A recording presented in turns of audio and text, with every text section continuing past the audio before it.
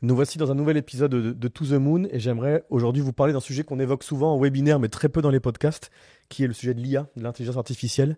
Se posent plusieurs questions en ce moment et notamment il y a presque deux voies qui sont en train de se former dans les questions qui sont en train de se poser entre les questions d'éthique, d'aveuglement et celles où on fonce sans réfléchir. Euh, on remarque en fait, et c'est assez ça, et c'est assez révélateur quand c'est des sujets qui bouleversent comme ça un peu le monde, on se rend compte qu'il y a, si on caricature, hein, il y a presque deux pensées qui sont en train de s'opposer, hein, et c'est un peu toujours le cas quand on arrive à une sorte de rupture d'innovation où on sent que le métier qu'on est en train de faire est en train de se remplacer petit à petit, ou en tout cas on a l'impression qu'il est en train d'être remplacé. Il y a presque deux voies qui sont en train de se créer et qui se polarisent presque, hein, je les caricature un peu, mais elles sont presque celles-ci. Et donc l'IA, on est vraiment dans ce sujet-là, hein. Il y a ceux qui foncent, vraiment première voie, et qui parfois se posent pas toujours les bonnes questions, hein. Quand on court et qu'on a des œillères, on se rend pas compte des sujets qui peuvent être les côtés. Et puis il y a presque ceux qui freinent et qui du coup ne se posent que des mauvaises questions, parce que finalement la question c'est pas de savoir s'il y a pour certains est vraiment si éthique que ça, si efficace, si pertinente, c'est presque se donner les bonnes questions de ne pas y aller, parce que finalement, et il faut se le dire, on a peur que notre métier soit remplacé, et donc on se trouve toutes les bonnes raisons de ne pas le faire, parce que vraiment, ce qu'il y a au fond du bide, c'est de se dire, en fait, j'ai peur que demain ça me remplace. Et donc forcément, mais c'est pareil pour l'humain, pour les humains que nous sommes, quand on se pose des questions très personnelles, c'est quand on a peur de quelque chose, parfois on se met un petit bouclier, une petite armure, une petite barrière, et on se trouve toutes les bonnes raisons de ne pas le faire. Ce ne sont que des mauvaises très souvent, parce qu'on ne s'est pas posé la vraie bonne question. J'aimerais vous parler de deux choses dans cette vidéo-là. Nous, l'IA telle qu'on l'utilise aujourd'hui à l'agence, telle qu'on la teste, hein, parce qu'on est dans l'œil du cyclone, hein. Agence de communication spécialisée, contenu, branding dans le tourisme, il y a quand même de fortes chances que si on ne regarde pas les choses se faire ou simplement on les regarde se faire sans en prendre part, qu'on se fasse aussi, nous, grands remplacés. J'aimerais aussi aussi mettre un petit message d'alerte, hein. Ça fait 10 ans qu'on travaille dans le milieu du tourisme et qu'on accompagne beaucoup d'institutionnels. Et en fait, qu'est-ce qu'on remarque? On remarque que les cycles se répètent à l'infini. Ce cycle-là d'IA et des questions que vous vous posez, pour vous, institutionnels, c'est la même chose. Et le même cycle qui se répète depuis 10 ans, et à chaque fois, on le voit. En réalité, on le voit que vous avez toujours les mêmes cycles et que vous freinez des cas de fer juste parce qu'on a peur d'y aller. Regardez, il y a 10 ans, on parlait de l'hébergement et on voulait tous y aller, faire bloc contre les OTA. La réalité est qu'on ne s'est jamais organisé et qu'aujourd'hui, les OTA gagnent, et que vous-même, vous pensez que c'est impossible de vendre de l'hébergement parce que les OTA ont tout raflé. Donc, vous vous êtes mis cette barrière-là que vous ne dépassez plus. Ça y est, c'est fini. On est en train de vivre la même chose sur l'activité.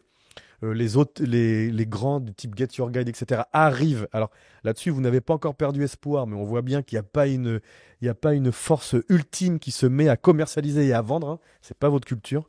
Dernièrement, on a vu ça TikTok. Regardez, TikTok est là depuis quelques années. Finalement, on accompagne quelques destinations et quelques marques sur TikTok, mais face au bouleversement et à la vague de visibilité, de pertinence, d'influence que l'outil a, vous êtes trop peu à l'utiliser. Et là encore, on le voit. C'est pas que des questions d'organisation, puisque ça, c'est tout principe d'entreprise mute et se réorganise avec les changements qui se font face à elle. C'est pas tant des questions d'organisation que des questions comment dire, de pertinence et d'avoir envie d'y aller. Beaucoup considèrent encore que c'est juste des jeunes qui dansent et que votre public n'est pas du tout sur TikTok. La réalité est tout autre. On a fait des vidéos là-dessus, on va pas en reparler. Mais aujourd'hui, 40% du contenu partagé, c'est du contenu travel ou food, et la pyramide des âges est en train d'évoluer sur TikTok. Donc on voit bien que c'est pas quelque chose de factuel. On voit bien que c'est des résistances personnelles qui font que vous n'y allez pas. Et l'IA, c'est la même chose. Même si tout n'est pas parfait, regardez entre l'IA d'aujourd'hui et l'IA d'hier, la façon dont déjà ça a changé, hein. Aujourd'hui, vraiment, ça devient très très pertinent, même si évidemment l'IA ne fait pas tout et l'IA n'est pas pertinente sur tout. Mais par contre, bah, regardez les petits freins que vous vous mettez tous, qui sont pas toujours faux, hein. Mais on voit bien que c'est des freins juste pour ne pas s'y mettre. La pollution, l'éthique dans la production de contenu, et notamment, et c'est beaucoup, vous le dites beaucoup, l'IA n'est pas éthique et l'IA pollue. Mais souvenez-vous de toutes ces innovations, quand l'ordinateur est arrivé et qu'il a remplacé les feuilles papier, il polluait davantage il polluait davantage que l'ordinateur d'aujourd'hui. Rappelez-vous, l'ordinateur d'IBM, il y a 15 ans, il prenait toute une place, hein. Un ordinateur, ça prenait tout un studio. D'ailleurs, le fondateur d'IBM disait, bon, je crois qu'il n'y aura que la place dans le monde pour 6 ou 7 ordinateurs. Aujourd'hui, tout le monde en a au moins un. Et l'ordinateur d'avant qui prenait tout un espace, aujourd'hui, c'est une tablette, voire l'ordinateur, aujourd'hui, c'est ça. Donc, si on s'était posé la question à l'époque et on n'était pas allé, entre guillemets, sur l'ordinateur à l'époque parce que c'était gros, que ça polluait et que ça prenait beaucoup de place, on n'aurait jamais eu toutes ces innovations qu'on suivit ensuite pour réduire la taille, réduire l'empreinte carbone, réduire la consommation. En tout cas, ceux qui n'y sont pas allés aujourd'hui et qui sont restés en papier n'ont plus de travail aujourd'hui. Et donc là, la chose que j'ai envie de vous dire, c'est évidemment qu'aujourd'hui, on est dans une phase d'explosion des choses et que c'est une innovation qui nous explose à la tête et forcément, on la maîtrise pas encore sous toutes ces facettes qui débordent. La pollution en est une qui déborde évidemment. L'empreinte carbone, c'est exactement ça. Mais on est sur une phase aujourd'hui d'explosion. Quand une fois tout se sera rationalisé, évidemment qu'on trouvera les ressources pour que ça le fasse moins. Alors, ça reste encore que des bribes de test, mais regardez, hein, Google a bien vu, hein. Je crois que si je dis pas de bêtises, ils ont augmenté de 80% ou 35%. Voilà, c'est pas du tout la même stat, donc on ira vérifier tout ça. Mais ils ont augmenté de façon très significative l'empreinte carbone de leurs produits. Mais ils sont déjà en train de réfléchir pour miniaturiser des petites centrales nucléaires pour pouvoir, entre guillemets, avoir une empreinte carbone la plus basse possible sur tout ça. Donc on voit bien qu'il y a une différence entre le fait de lancer une innovation sur le marché et qu'elle déborde un peu en termes d'éthique, de consommation, de taille, d'usage, voire même de pertinence de l'usage. Mais on voit bien que c'est une vague plus forte que les refus et que tout le monde va devoir y aller et que ceux qui n'iront pas auront perdu quelque chose au change. Et que toutes ces innovations qu'on attend aujourd'hui pour y aller arriveront dans tous les cas. Donc c'est pas une question de ne pas y aller pour ce que ça refuse d'être aujourd'hui, c'est que le refus il est beaucoup plus personnel que la réalité. Allons-y avant d'être remplacé parce que de toute façon le marché est tel aujourd'hui que plus personne n'acceptera que dans 5 ans l'IA pollue telle qu'elle pollue aujourd'hui. C'est sûr, les marques le savent et elles y vont et elles vont tout faire pour que ça arrive. Donc allons-y parce que sinon on se fera remplacer. J'aimerais juste aussi qu'on vous parle de comment nous on l'utilise à l'agence parce qu'on est très très très concerné par le remplacement, hein. Et nous aussi on a eu ce cycle-là où au départ on se dit bon c'est une innovation de plus et ça marchera pas très bien. De toute façon quand on regarde bien ChatGPT 3 c'est pas très dingue, on écrit beaucoup mieux. On s'est tous dit ça, nous y compris. Quand on regarde aujourd'hui ChatGPT O1, on se fait laminer si on avait gardé la même pensée qu'il y a 2 ans. Parce que l'outil évolue et on n'est même encore pas prêt dans la façon dont ça va évoluer encore. Regardez les nouvelles vidéos que l'IA de Google et de ChatGPT et d'OpenAI sont capables de faire. C'est juste phénoménal. Comment on a fait nous et comment on continue de le faire? Donc aujourd'hui, on est 25 à l'agence. Ce qui est aujourd'hui beaucoup et pas beaucoup. C'est-à-dire que ça reste une agence à taille humaine. Par contre, mine de rien, faire déplacer tout le monde sur l'IA, ça nécessite quand même d'être sûr de soi pour pouvoir, entre guillemets, transiter entre soit les grandes offres et les grands métiers qu'on fait aujourd'hui et ceux qu'on fera demain, ou alors tout simplement de revoir nos process pour intégrer de l'IA dans nos process. Donc 25, c'est à la fois peu pour muter, mais c'est à la fois beaucoup pour faire muter tout le monde. Et surtout qu'à l'agence, on a des métiers très différents entre la rédaction, l'achat publicitaire, le marketing automation, le graphisme, etc., le social media, la production de contenu. Donc vous voyez, il y a quand même beaucoup de métiers à faire transiter avec les sujets de l'IA. Et d'ailleurs, l'IA n'est pas très performante encore aujourd'hui, elle le sera peut-être demain, sur tous les sujets qu'on peut avoir à l'agence. Et à la fois, on est petit, c'est-à-dire qu'on ne peut pas, comme une grosse start-up, mettre 8 personnes dédiées sur l'IA, révolutionner le système et, entre guillemets, avoir la mutation. Donc, on est à la fois un peu grand pour muter d'un coup et à la fois trop petit pour pouvoir mettre des personnes dédiées. Donc, qu'est-ce qu'on fait? On met en test des petits projets où on met une toute petite équipe sur le sujet. Donc chez nous c'est toute la partie médias et tous les médias qu'on édite. Donc on a une petite équipe qui est là-dessus. Alors parfois des personnes de l'agence viennent se greffer, par exemple sur le social media où on est en train de tester des choses également. Et donc on teste, on se pose pas de questions sur est-ce que ça va fonctionner. Enfin on se pose les questions pour que ça fonctionne, mais on ne se met pas de barrière à l'entrée, c'est ça que je veux dire. Et on teste sur les sujets du SEO, sur les sujets de l'intégration, sur les sujets du social media, sur le sujet du marketing automation. On essaye d'intégrer tous les sujets de l'IA, mais en rupture d'innovation. C'est-à-dire qu'on ne prend pas un métier existant sur lequel on met une surcouche d'IA, parce que là, on ferait juste x2 sur ce qu'on est capable de faire. On remet à plat le métier en se disant, voilà comment on rédigeait aujourd'hui. avec toutes les contraintes que ça pouvait avoir, par exemple sur des projets de grand volume. Voilà sur un nouveau projet tel qu'on veut rédiger demain. Vous savez, c'est la fameuse allégorie, j'avais trouvé ça génial, c'était dans un podcast qui disait, par exemple, regardez Renault qui aujourd'hui a 1000 ingénieurs pour faire du moteur thermique. Et bah, quand on leur a dit qu'il fallait faire du moteur électrique, les 1000 ingénieurs n'étaient pas formés à ça. Et donc le temps de muter toute l'entreprise, de les former et, et peut-être de revoir leur vision du métier, de toute façon, les ingénieurs thermiques faisaient du thermique à la base, il a fallu décentrer et faire un pas de côté sur leur vision, entre guillemets, du moteur. Sauf qu'aujourd'hui, des boîtes qui se lancent à 100% dans le moteur électrique, je pense par exemple à Tesla, ont des ingénieurs natifs moteur électrique. Ce qui fait que c'est quelque chose de tout bête, c'est-à-dire que leur métier est basé sur, leur connaissance du métier est basée sur quelque chose de très nouveau. Il n'y a pas eu la transition à faire. Et donc aujourd'hui, c'est comme ça que ces boîtes-là vont beaucoup plus vite. On a essayé d'avoir ce même pragmatisme-là dans nos projets tests. N'essaye pas de réfléchir avec les méthodes de l'avant. C'est pour ça qu'on met des équipes nouvelles sur le sujet pour tester. On essaye juste de se dire, voilà, si on part d'une feuille blanche, avec l'IA maintenant à notre disposition, qu'est-ce qu'on fait pour surperformer sur ce projet-là sans avoir nos contraintes du réel? Et une fois que ça marche, on fait deux choses. On le déploie pour nos clients pour l'agence, pour que l'agence Les Compteurs continue de proposer des nouvelles choses. Et surtout, on essaie de l'industrialiser auprès de nos équipes existantes. Ça, c'est le plus complexe à faire et le plus long. Et c'est ça qui marche à court terme. C'est-à-dire que on teste en se disant, on met tout à plat, on ne réfléchit pas avec ce qu'on faisait avant. Et une fois que ça marche, on l'industrialise pour nos clients et on essaie de le faire transiter dans nos métiers à nous. Et un truc qu'on essaye de faire aussi, et ça c'est hyper important, c'est qu'on essaye de pas se dire, on essaye d'utiliser l'IA pour faire x100 et pour pas faire x2.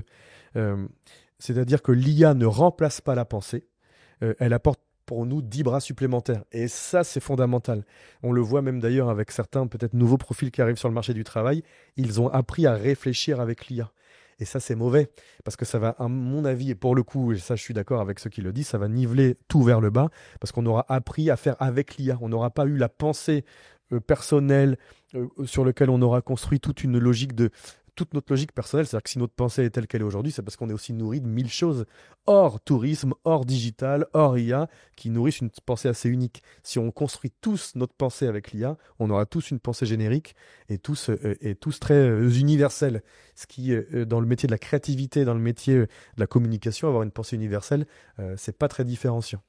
Donc on essaie vraiment de ne pas utiliser l'IA pour faire x2. C'est ce qu'aujourd'hui beaucoup font, on essaye de faire x100. Et donc c'est ça qui révolutionne vraiment nos métiers et notre façon de faire. Ce qui veut dire, la façon dont on essaye de former les équipes et de les accompagner, c'est de se dire, par exemple dans les métiers de la rédaction, on a des profils aujourd'hui qui rédigent avec une plume incroyable. L'idée c'est de se dire, on va pas vous faire utiliser l'IA pour niveler votre plume vers le bas, c'est de vous dire, on va essayer de continuer de surperformer dans les métiers de la création. Donc comment faire à partir d'une connaissance rédactionnelle, d'un univers de marque, comment je mets au service ma compétence rédactionnelle pour créer carrément des marques. J'ai toutes les techniques pour raconter une marque. Ben maintenant, je vais la raconter dès sa genèse. C'est moi qui vais lui donner le pouvoir du positionnement et de l'expression de la marque, et ça, aucune IA n'est capable de le faire pour le moment. En tout cas, toutes les idées qu'elle donne sont relativement basiques. Comment on met en place une stratégie éditoriale? Là, l'IA sait le faire, mais elle va vous donner une très généraliste. Et comment on est capable de se trouver, nous, en interne, une plume unique?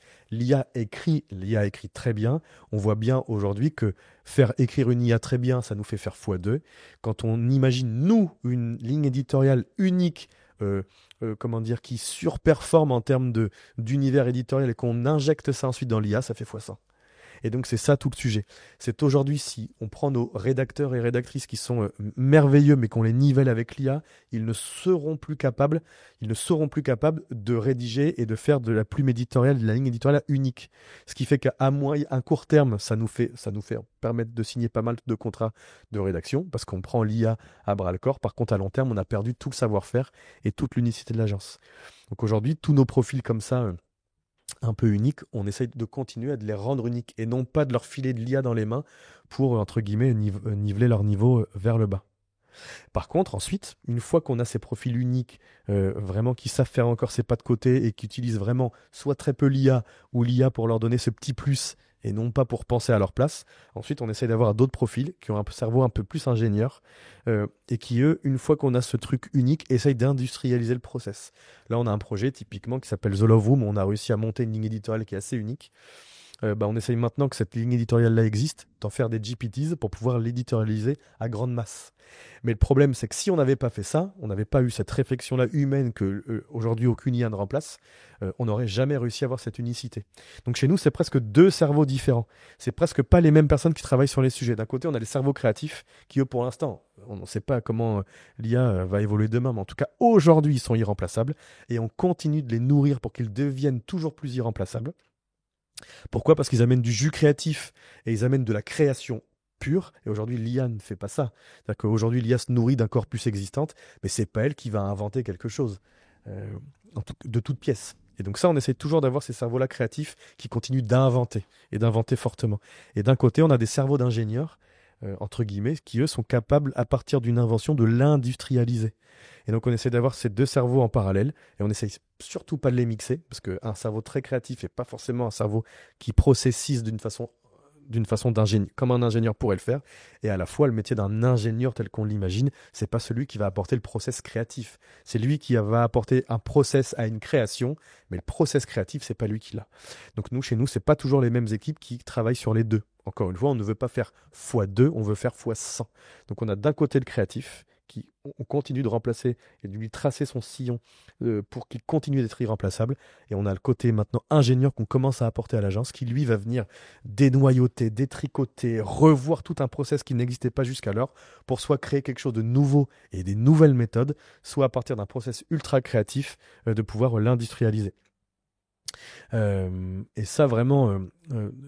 tout est une histoire de répétition et de cycles qui se répètent. Et vous savez, cette fameuse théorie de la destruction créatrice, on est en plein dedans. C'est-à-dire que tout ce qui est nouveau et tout ce qui est innovant en termes de marché va venir remplacer des métiers. Ça ne veut pas dire que ça va remplacer des humains, ça va remplacer des métiers. L'humain qui va savoir s'adapter va même être encore meilleur parce qu'il aura le meilleur des deux mondes.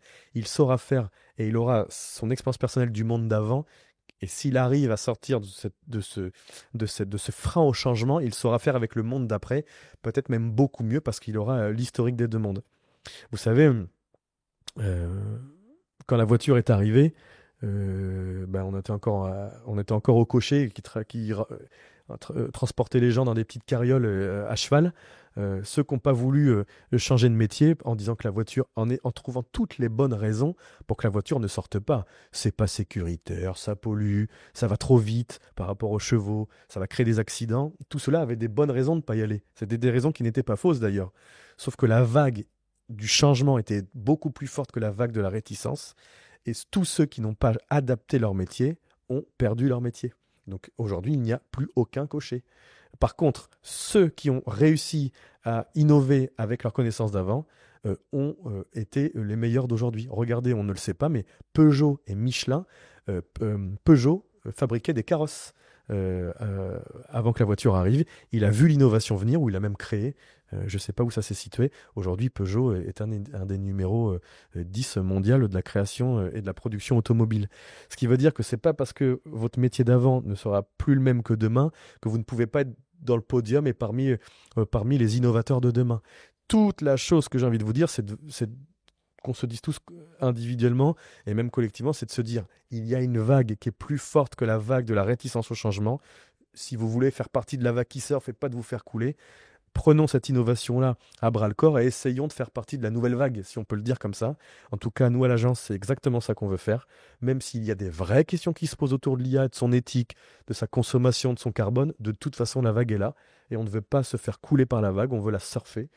Même si je suis très mauvais surfeur. En réalité, par contre, j'essaie de l'être davantage dans le milieu du digital et du tourisme. Donc on veut y être. J'ai envie que tous nos clients y soient. C'est pour ça qu'on fait aussi cette vidéo-là. On voit bien vos réticences qui, pour nous, sont des bonnes questions, mais qui ne freineront pas le changement. Arrêtons dans le milieu institutionnel et dans le milieu touristique de freiner dès qu'il y a un changement et de se réveiller trop tard une fois que la vague est passée et qu'on a l'air d'idiot avec notre algue sur la tête et notre planche de surf cassée. Surfons une vague pour une fois, surfons-la bien et soyons presque ceux qui la surfons le mieux et qui éclairons le monde sur ce que pourra être l'IA demain avec tout ce qu'on a envie d'en faire. C'était le message que j'avais envie de vous faire passer. À très bientôt. Merci à vous d'avoir écouté l'épisode jusqu'au bout. Je vous demande de le partager et de mettre 5 étoiles sur toutes les plateformes de podcast. et surtout retrouvez-nous sur le site des compteurs pour nous briefer sur un projet marketing, communication ou branding. À bientôt.